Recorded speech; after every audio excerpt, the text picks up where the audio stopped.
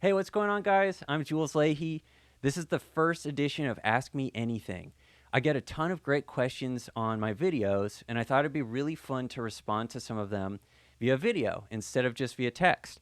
So if you'd like to ask any question that you have in this comment section below here, I'll try to answer them in a future video just like this one. So getting right off to our first question. Shaddy89 asks, who are some singers or players on other instruments that you like to listen to and emulate? This is a great question. You always hear of slide guitar people, slide guitar players emulating singers, emulating, other instrumentalists. So who very specifically are we talking about? Well, in my case, I definitely love saxophone players. And I love the thing about it is the single note quality of it, right? Like sax players they can physically only play one note, just like how a singer can only sing one note at a time. Sure, there might be throat singing or some technical way of actually getting a second note, but you know what I'm saying? They can't play a chord. Um, so I really do, as kind of cliche as it is to say Aretha Franklin, she is just one of those bluesy, soulful singers who, the impact of what she sings is incredible. Honestly, some of the earliest acoustic blues players, like for me, early Robert Johnson, his vocals are definitely haunting and, springboard for every single blues thing that's ever happened. Listening to Muddy Waters, listening to Johnny Winter. Johnny Winter's slide playing is really inspirational. He's ripping, and he's in he's usually in standard tuning. He'll play in open A a lot, which is really interesting. It's open G tuning, but up a whole step. Um, for me, a big thing too. This is something that I've loved to do with my own slide guitar playing. Is I actually try to do things like emulate Jeff Beck. And Jeff Beck's doing a lot of whammy bar things, right? So he's playing like with a Strat with a whammy bar, and but I've tried to emulate that by playing slide guitar, and the way that that's sort of transformed and informed my slide playing is really amazing. So he's not a singer, he's another guitar player, but he's playing very differently than how I'm physically playing. So if you try to get those articulations in, his little whammy bar, flutters and dive bombs and just every little thing that he does, that attention to detail of even another guitar player, that's something that'll really bring a lot of new vocabulary and just sounds out of your slide playing. Other things that I really love are like sitar and very sort of drone based music, like one chord where melodies are played over one chord. A tune that I think of is "Within You, Without You." That's a song that for me, this is by the Beatles off of Sgt. Pepper's Lonely Hearts Club Band. That song for me is a really great exercise in how many melodies can you play on one tonal center. That we don't change keys, but there are all these really awesome melodies that are played over one key center. That's like an Indian classical music sort of way of approaching music. One key, and then how many different melodies can we get out of this raga or the melody that we're kind of playing off of. And speaking of which, as far as that sort of style of playing, that's something that Derek Trucks is totally into as well. That raga style playing and sort of one key center and just absolutely getting the most bang out of your buck for it by playing as many melodies that you can in this key center. So those are some of the inspirations and just like things that I think of when I have someone I'm listening to or something I'm listening to, trying to get the most out of a certain source of inspiration. The Minor Falls, the Major Lifts asks, does very fast slide vibrato come from the arm or wrist? That's a good question. I would say that that's pretty much from the wrist. It's really it's funny how vibrato comes about. It's it's such a specific little movement. We don't want to move too much, or else we get this kind of funny, like cartoony sort of effect. your vibrato is really just like mostly from the wrist and from the hand. Um, I almost don't think about it that way. I wouldn't move your arm too much. It's not like this. It's more of a wrist subtle thing. As soon as we're moving our arm, we're just moving too far. Our pitch is, we're kind of all over the place as far as the pitch is concerned. So I would say that that's a much more fine wrist and hand motion than a big arm movement. And in general, that's kind of a slide thing.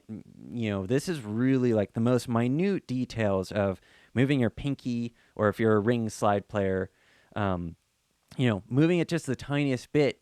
We get that information out on the other side. So I think that zooming in and thinking about our hands is kind of more of where that info comes from. Donald Fox 6976 asks, preferred action height when playing slide. Now, this is a great question, and I hate to not give a quantifiable answer that is down to, I don't physically keep it at one height measurement that I know I really like. And because I'm kind of searching, or I'm not, I don't want to rely on a number and then know that, oh, that's my number. I'm really kind of feeling out what that number is for me. I'm not 100% sure I know what that is yet, but I will tell you, without giving a number, that my action allows me to both fret and play slide with the same amount of ease. So it's not too high that I can't fret notes, and it's not so low that I can't play slide and comfortably avoid the frets, or do something that I've been doing a lot of lately, which is actually fretting with the slide. That's going to be a video that we get into very soon. It's a very, very cool technique. But it's just this kind of magic zone where I'm able to have my cake and eat it too. I can both play chords and fret them. My hand's not hurting. And so I would just encourage you, I think the lesson here, what I could encourage you to do on your own, is experiment with some different heights. I'm coming from, I spent a long time, and I mean like 10 years, 15 years, playing slide with pretty high action. And I don't know what it was, but it was pretty high. You could slide a stack of business cards under the strings, and, there was just all this room. I was really intentionally trying to avoid the fret for a long time. It's kind of like a dobro player. And that worked for me. I liked it. I really got used to it. But I decided that that was like how I used to do it, and I want to have more fret action as part of my sound, and just be able to kind of do everything on one guitar more than I was used to, being able to do before. And so now I'm just, kind of got the best of both worlds going on. It's really comfortable. You have to let up with your touch a little bit on the slide if you're coming from the sort of high action, style that I was before.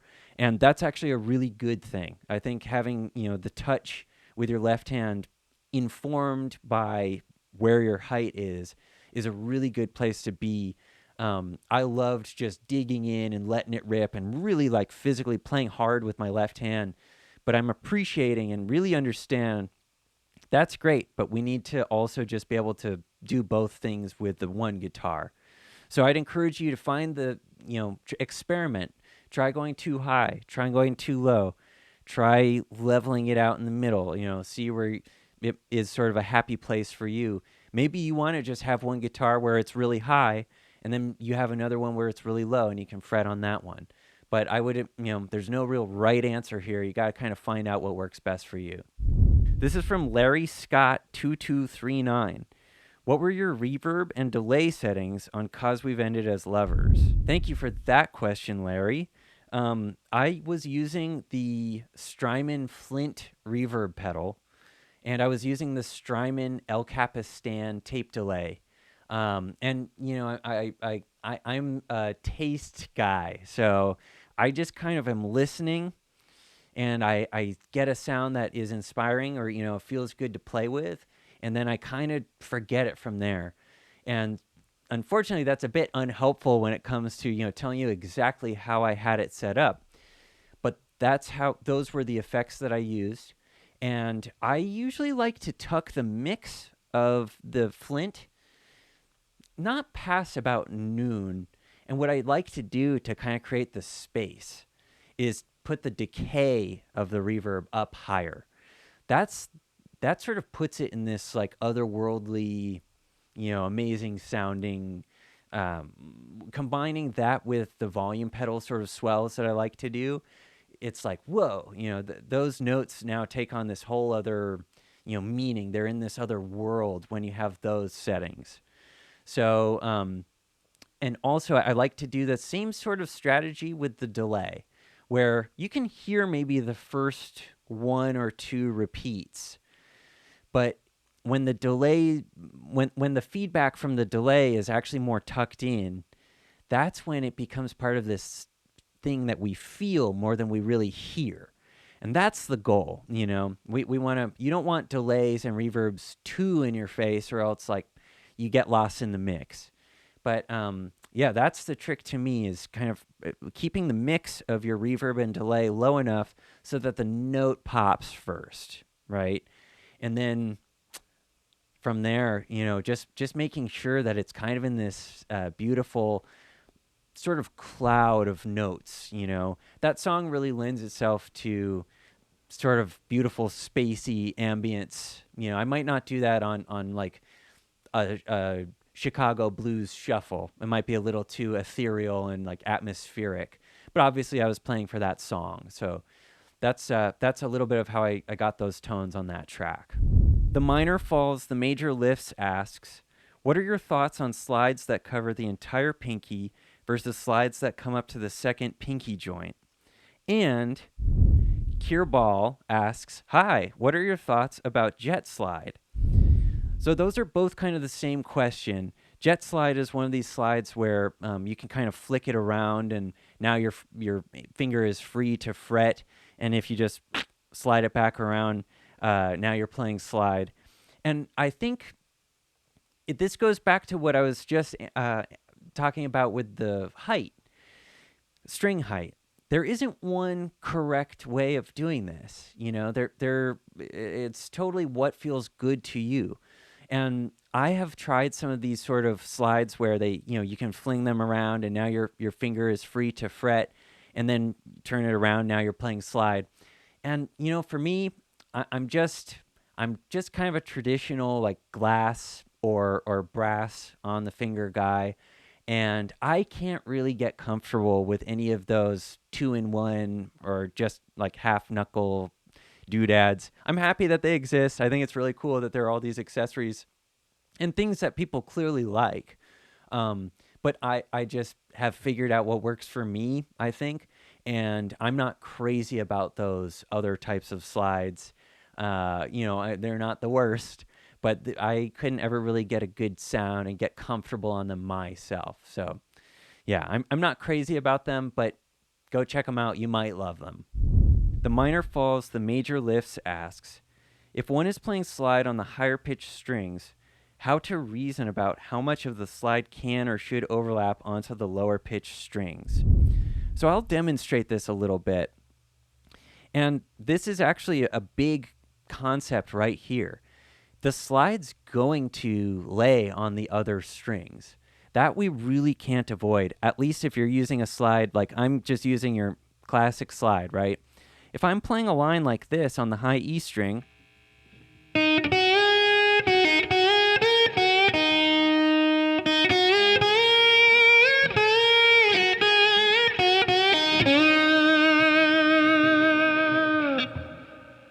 your slide's totally laying across the other strings as well. On the high E specifically, you can kind of angle it so that it's not hitting the other strings, but that doesn't work as soon as we're playing the B, the G sharp, the fourth string, the other E string. So that goes back to what I really talk a lot about in the Ultimate Slide Masterclass video, which, by the way, there's a link for that below in the description for this video. It's all about muting, because So say that was just the high E string, but if we're going through like this,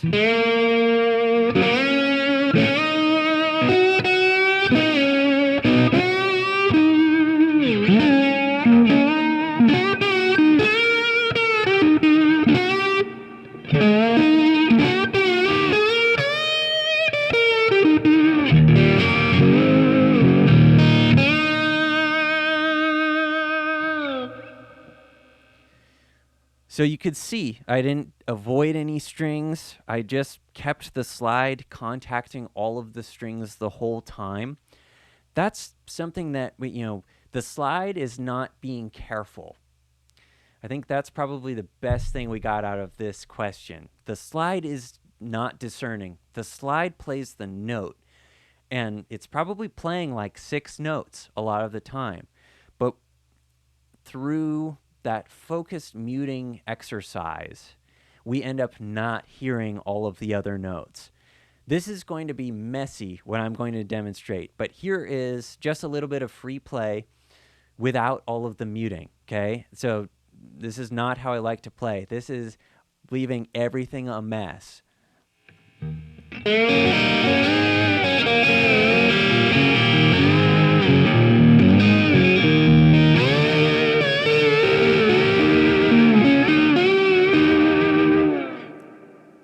So that wasn't wrong. It's just a lot messier.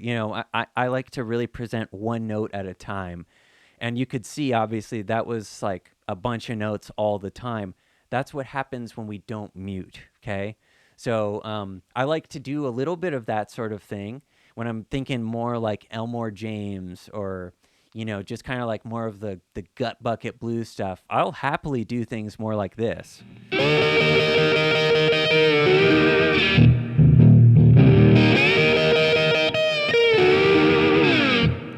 Right, it's not all just one note at a time, but you know what I'm saying. There's this sort of being able to clean it up when you want to. That's a really, really important part of your whole sound. So thanks for that great question. All right, the last question for this video, the minor falls, the major lifts asks, how do you get that lush tone we hear in your videos? Thank you for that. I have a couple of different ways that I get the sounds that are in the videos that you see. I have a 2-rock Bloomfield Drive 100 watt 50 watt amp, and I have that amp running through a Fryette power station. The Fryette power station is an attenuator because 100 watts is like enough to blow the roof off of my apartment. So I can crank the amp and have it at a bedroom volume. So sometimes I will mic that amp up, and then if I'm not doing that, I'll use some UA, Universal Audio plugins. They have some really great plugins that are just great for, people that want to have accessibility to tones for like, if you don't have enough money to buy tons of vintage gear and tons of, you don't have tons of space. Like, who has all that? Not much of us, not many of us. So I have a bunch of plug-in amps that I like to use. For this video, I'm using the Marshall JMP 2230. Believe that's what this amp model is. And boy, it's just great. It feels feels very comfortable. It's very responsive. I like their Tweed. They have a 55 Tweed UA, 55 Tweed plugin. But, I think that there's just a lot of great sounds that we can get these days with all the technology available to us. You do not have to just spend all of your money on, physical gear that is like taking up space at your place. You can get a lot of really great stuff digitally these days. That used to not be the case, but it really is now. So between the actual amp, the 2-rock, which, by the way, we're going to have a video on how I dial in amp settings. We're going to get a full-on video of just the 2-rock soon, because I get a lot of questions on the amp, and I love that amp. It's incredible. So we'll go into further detail about the amp settings really soon. But those are basically the two options that I have and that I use. And I am a tube amp guy. I think, blues players, blues rock guys tend to be like old school, having a tube amp that you can just turn on and crank up and get the best type of distortion from. That's plan A. That's my favorite. But these plugins are great. I would encourage you, if you haven't tried plugins yet, that's a really great world of just getting awesome sounds at home. So try it out. Try it out. See what you think. And there are no right or wrong answers here. I think that you should try everything. If something's kind of not right, it'll probably lead you to something that works better for you. So I just consider every sort of tonal option, everything that you do, hopefully it just steers you closer to what you're trying to get out in the long run. All right, so that's it for this Ask Me Anything video. If you didn't see your question answered in this video, we're probably getting to it in another one. These actually led to a bunch of great video ideas, so stay tuned. And if you have not yet, please subscribe to the channel. We're putting videos like this out all the time. We'll catch you in the next one.